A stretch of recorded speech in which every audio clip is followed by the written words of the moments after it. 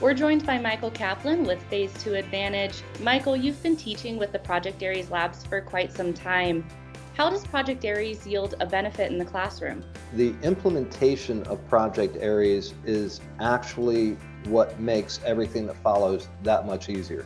Because it is turnkey, because it is so well supported, it enjoys widespread adoption. When we get widespread adoption, it's important because that's what drives interest on the instructor side and on the student side.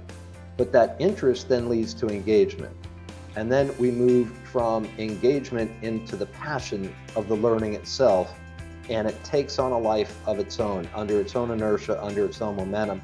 The people are engaged in the classroom, which then gives the instructors energy, which then leads them to more engagement, and then the interest. It almost becomes a self-fulfilling prophecy of a love of learning and technology because of the immersive nature of this.